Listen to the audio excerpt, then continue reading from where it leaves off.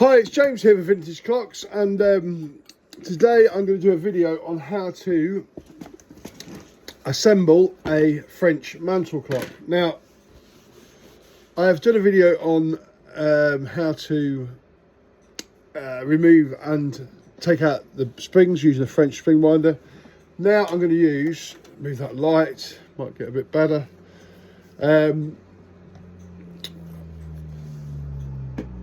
Now I'm going to show you how to put it all back together. I've popped the pivot cap back on already. The next job to do, I use a little stand like this, which I've jigged myself in order to help with my French movements. It's perfect fit. The first wheel to go in is the sense wheel, which is your longest wheel, and that goes in the centre, as you might imagine. The next thing to do, I have pegwood this out and serviced the movement with any faults, so all we're going to do now is assemble an oil. The springs I had to change because they were set. I've polished up the arbors on the spring barrels. I've put the springs back into the barrels. At this point, it's always good to test the spring, making sure that it's not slipping, because you don't want to go through the bother of putting it all back in the case and then it's slipping. So wind it with a spring winder fully, making sure the spring is connected to the hooks on both the eye and the barrel hook and the eye of the spring, and the hook on the arbor. Again, checking the other one, which is absolutely fine too. You don't want any slipping. If it's slipping, then it's gone back together wrong and it's not catching the hoop on the spring, or the eye, as we call that, on the spring. So that hook's not catching that. So make sure that's fine. Now we need to. Now I've marked my barrel strike and time.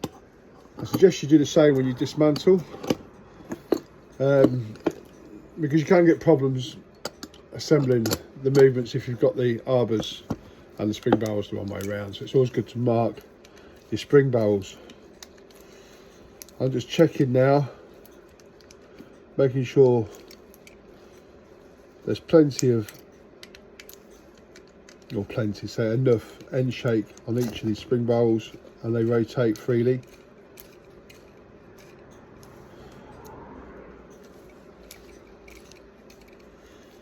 I'm happy with that.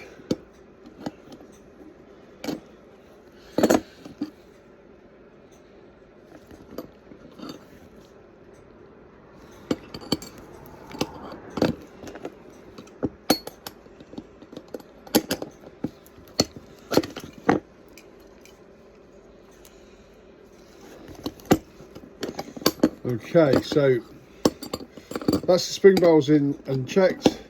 I'm happy with that.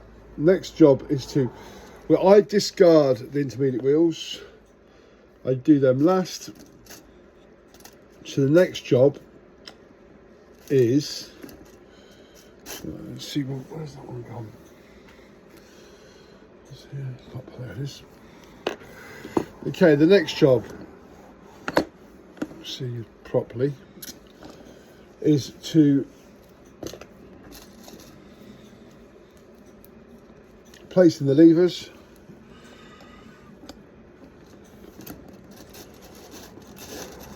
Like so. You can push this out of the way because we're not needing it for now.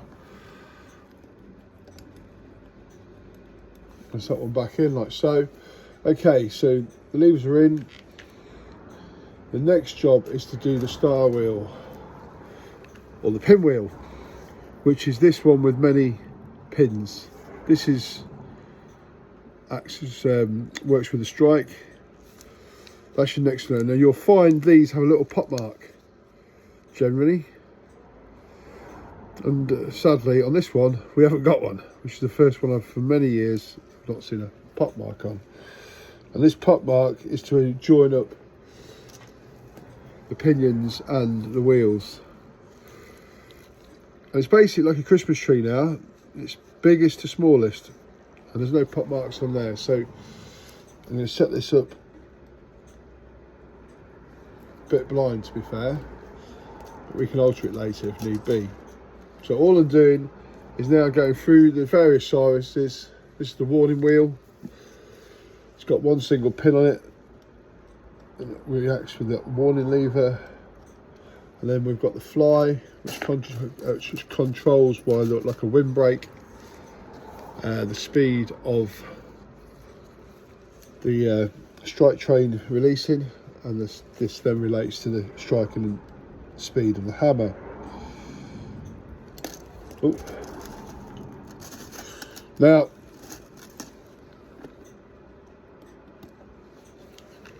last wheel to go in is the count wheel, and that goes on last because it's the highest protruding wheel, which carries this external count wheel for the strike. Okay, so that's the strike train done. I'm now going to move on to the time train. This has only got a couple of wheels. We've got the centre wheel in. This is the third wheel. Again, we're going down in Christmas tree, so it's going down in scale. I think from the bottom of the Christmas tree up. So pinions connect with wheels, wheels connect with pinions. So if you're trying to connect a wheel and a wheel, it's not going to work. You want a wheel and a pinion. This is your escape wheel, finely tooth. Okay, so we've got an anchor escape on here. That's your final wheel on your strike train. No, sorry, on your time train. And then I'm going to put the intermediate wheel in, which is what creates the 8-day duration. So that's it. So that's my basic assembly. Now, the front plate or the back plate size going on, I'll give this a little polish just in case with a fabric cloth, or sorry, a polishing cloth.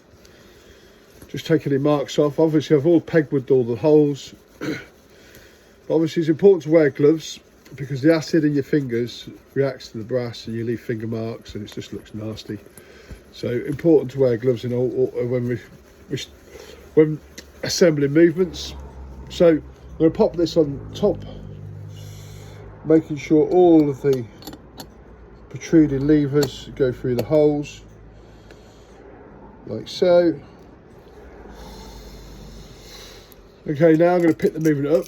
Now using a pair of tweezers, we're going to pivot, find the holes for the pivots, so the pivot holes.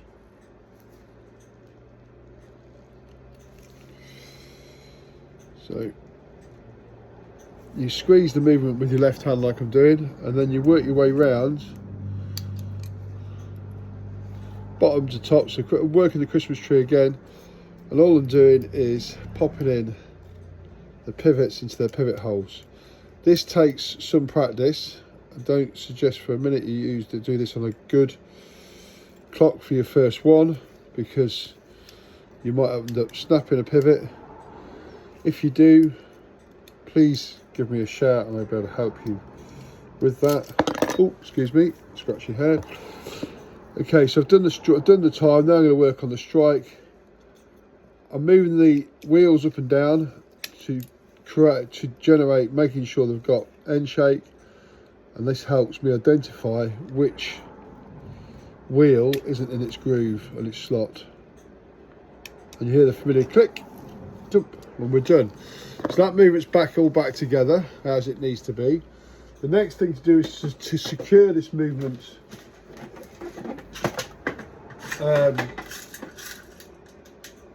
in place, so I can do the next bit. So I'm just going to put some oversized pins in here while I finish the movement, just to hold it in position while I crack on.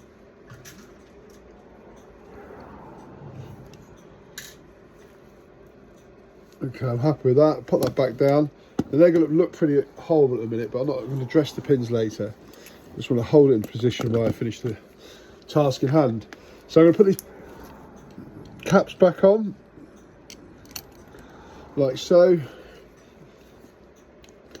You're going to need some watchmaker screwdrivers. And again, these caps must go on tight, these pivot caps. If they don't, they can slip.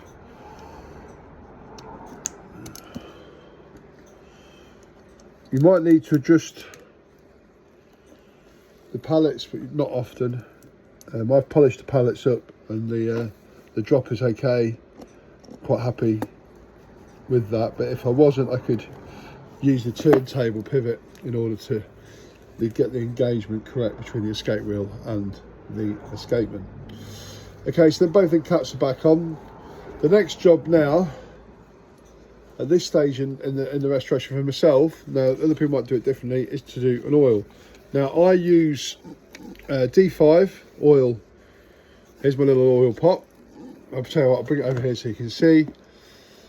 So I use D5, which is in the top end. I've got a D3 or synthetic oil in the next one. So I use D5 for the going train arbor, at the winding arbor that is, and the shrike. And I go all the way up with the D5 to the centre wheel, and I do both intermediate wheels with that as well, and the count wheel. Okay, I also do D5 on the levers.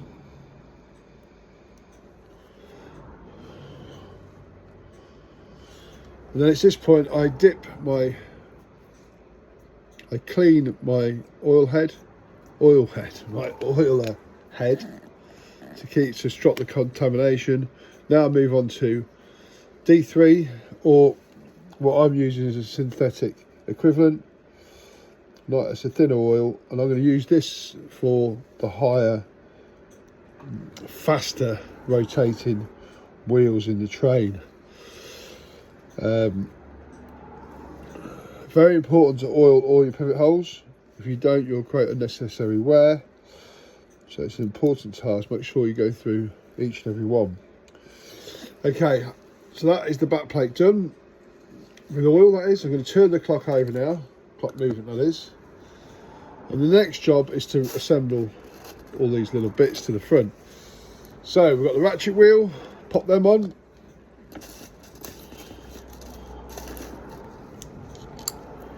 And then we need the warning lifting lever, which is here.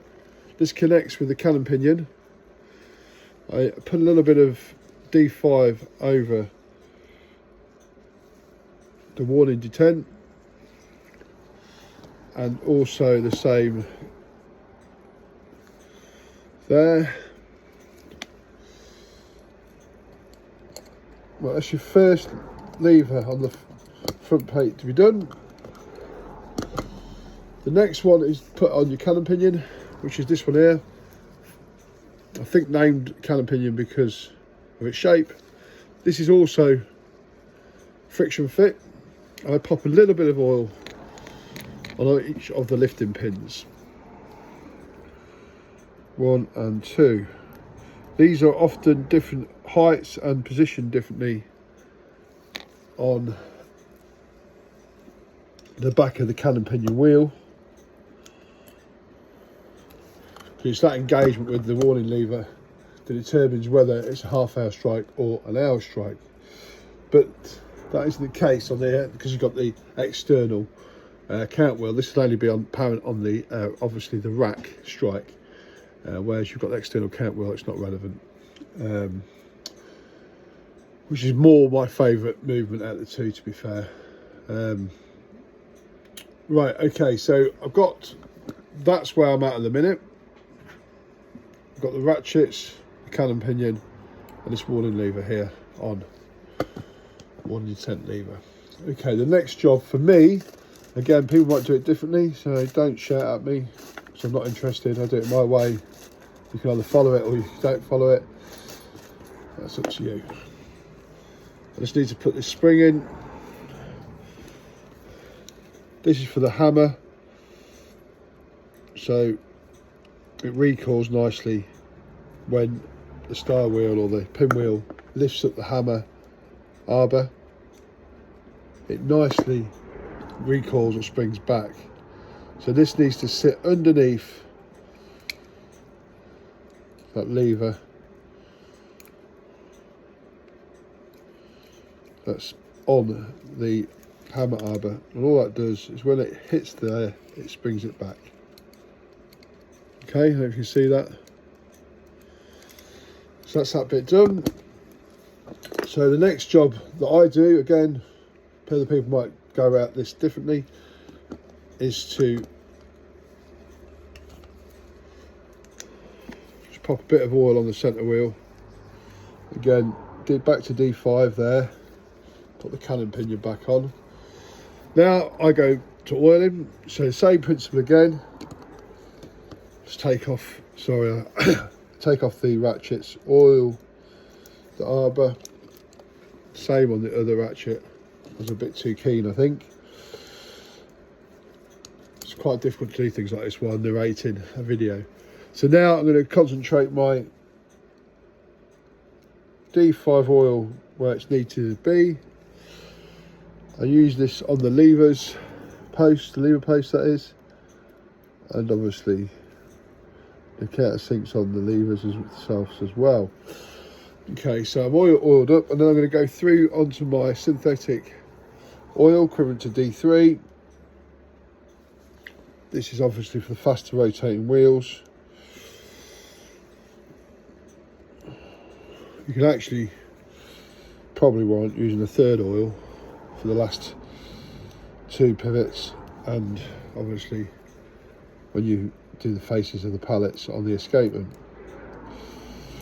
Okay, so happily oiled all that up. Remember, always remember to clean your oiler when you switching between the oils. Okay, next job on the agenda, I'm going to put on that's next, which is basically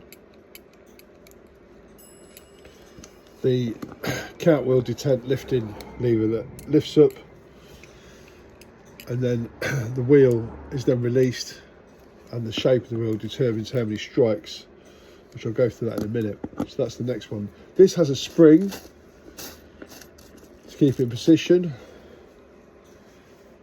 Okay, that goes onto there,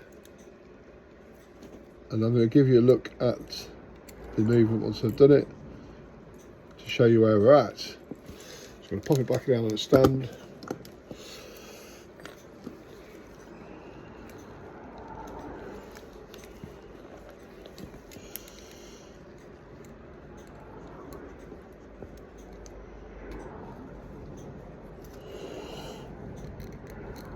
Always important to select the right screwdriver for the job. We do not want to chew the heads of these screws.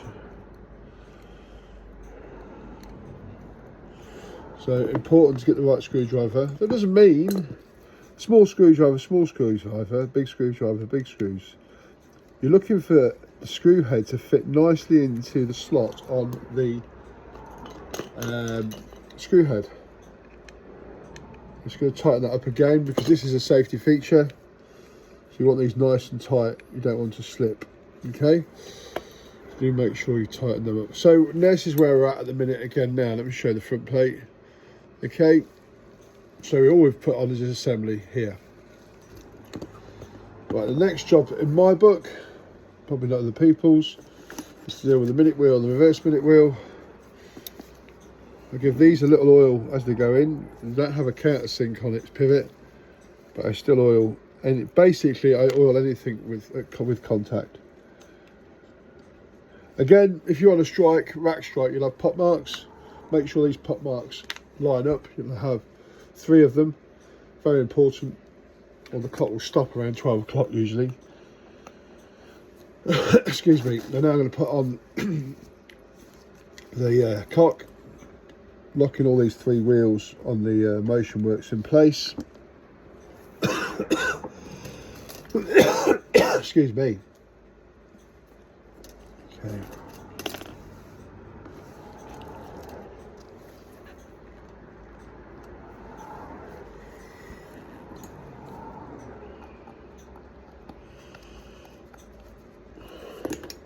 Now you'll see me swapping screwdrivers because I want the control of a little screwdriver as I tighten the screws up, and then I want the weight and to drive the screws in tighter. I have a bigger screwdriver, which hasn't got the I can't say that word. But anyway, right, what we're on 20 minutes. We've got to crack on. It's the longest video on YouTube otherwise. So that's what we're looking at so far. So we're nearly finished now on the front plate. Now we're going to focus on the power. So the next job I do is I have to cap the ratchets, and they're often different shaped to fit against the back of the dial.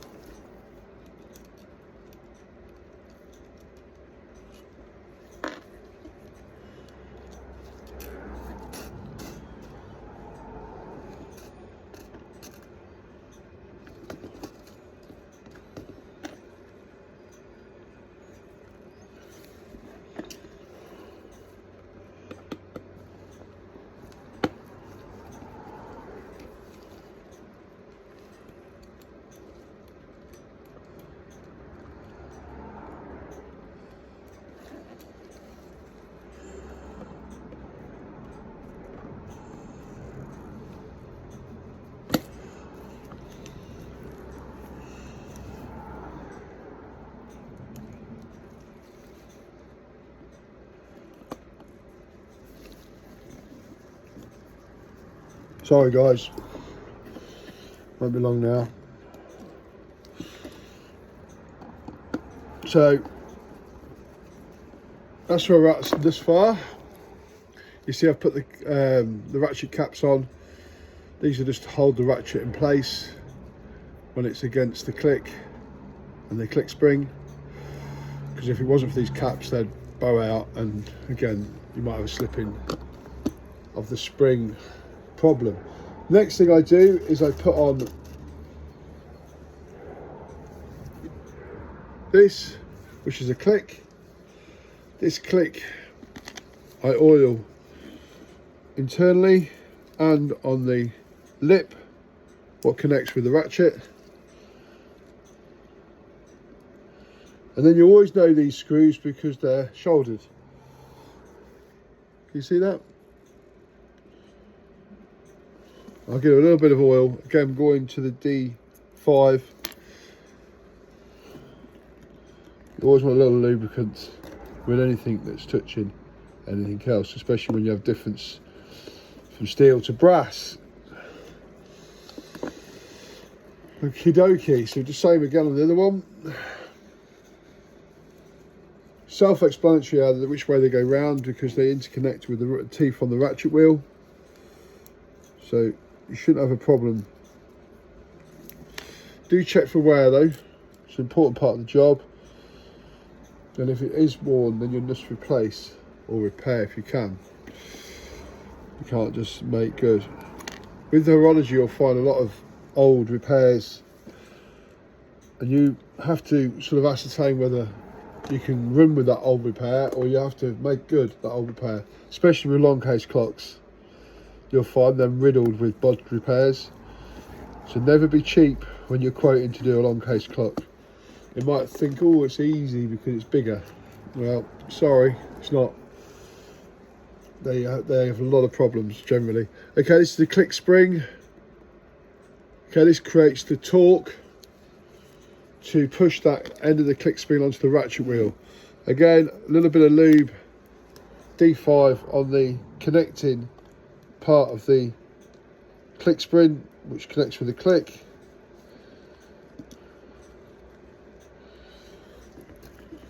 And all I'm doing now is securing these bits onto the front plate using the various screws. Oh.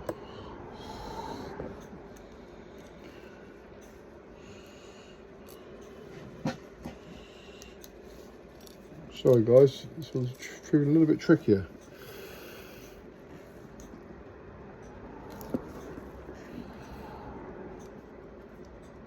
Let's try that.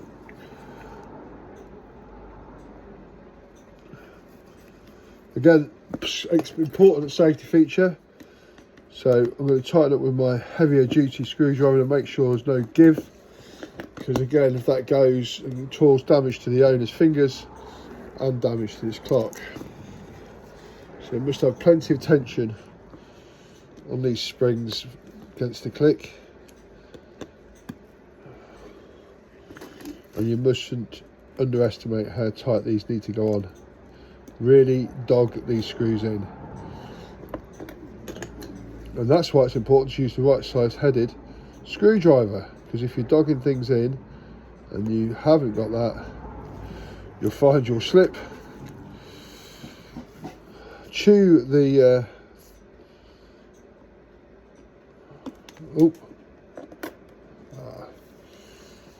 just drop that screw,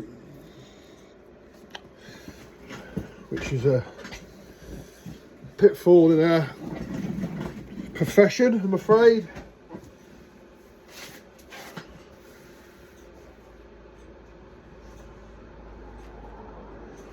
Oh, so I'm going to do the video now standing up so I can see directly why this is pinging out and get it lined up properly.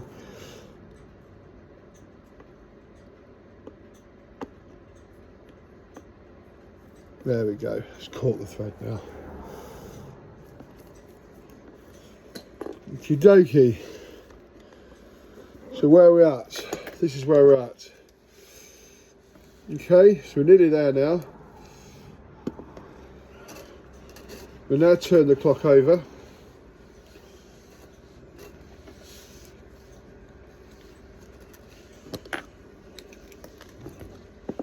That's the clock movement again.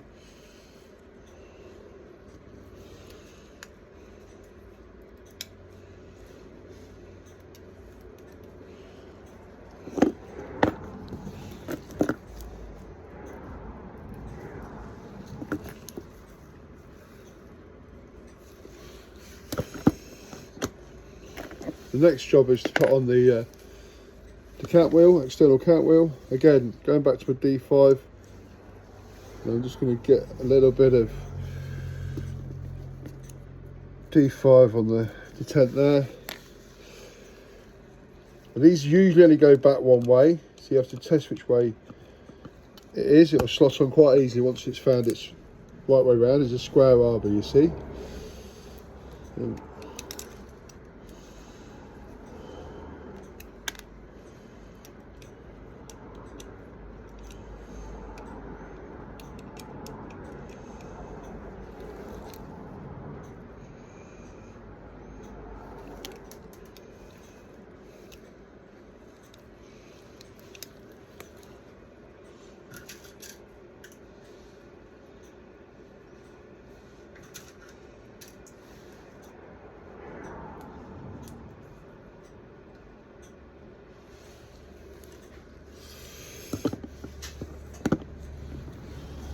I'm just going to secure these levers in with some tapering pins. Again, doing a video you do forget sometimes the right way around to do it. So these are the tapering pins. They're just going to lock these levers into place.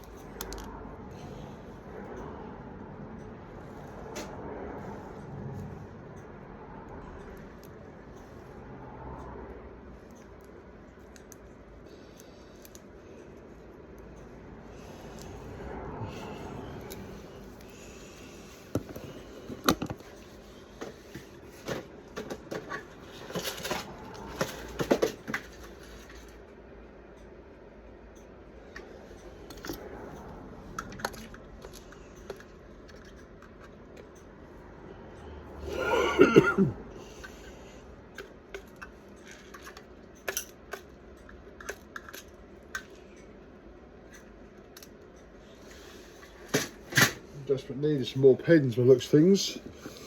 This hole's the number 2 pin.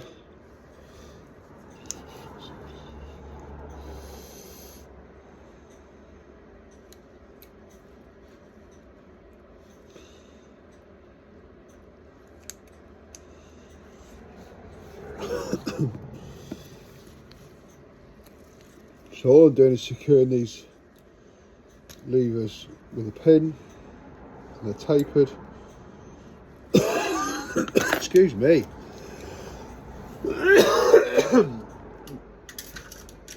Right, how long we're now? 30 minutes. Got to crack on because this is a silly long video.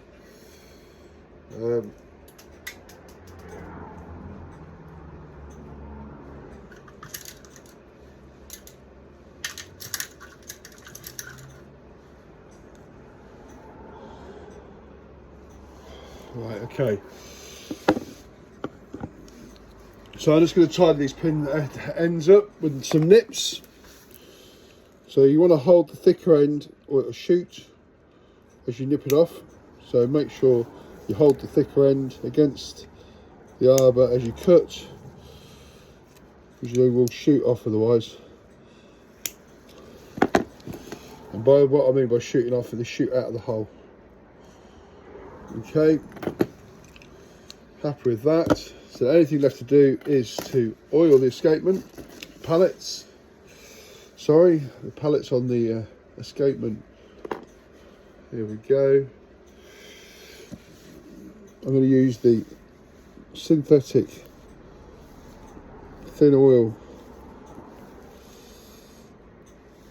but you could go thinner still.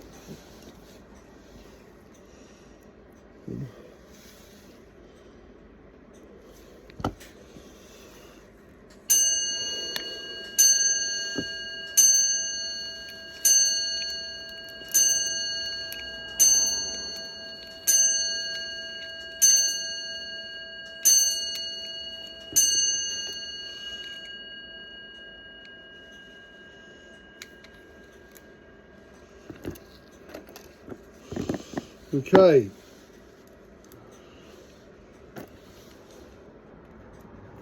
One last thing to do, put the bell stand on.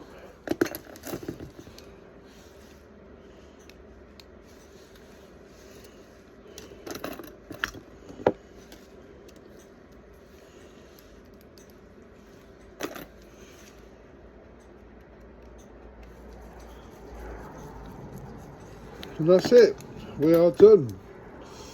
I'm going to tighten the pins up now,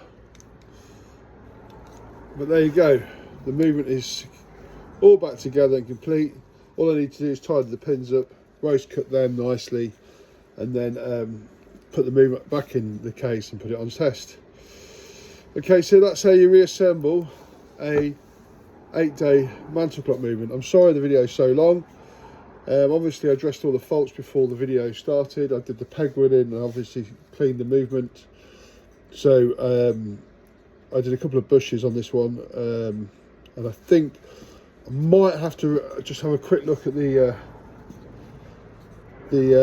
drop on the escapement pallets. I might have to reface them. I'm not sure, I won't know until I've tested the clock. But the action looks okay, it seems to be passing through okay. Anyway, that's all from me. So this has been Vintage Clocks. Any problems with clocks, give me a shout. I'm happy to answer your questions. If you've got any clocks you need restoring, cases, movements, do call the shop, happy to do so. Also got a lovely inventory of clocks for sale. Anybody looking to purchase a perfect gift for loved ones or something ideal for their home, do have a look at the website. So this is me, 35-minute video. I'm guessing not many people will sit through this one, but I thought I'd do it anyway. I've got over 300 subscribers now, so I like to keep some content current and which isn't. Come and look at this beautiful clock. It's something a bit different for you guys to watch and enjoy. Okay, it's me gone. 35 minutes, long video. Thank you very much. Take care. Bye bye.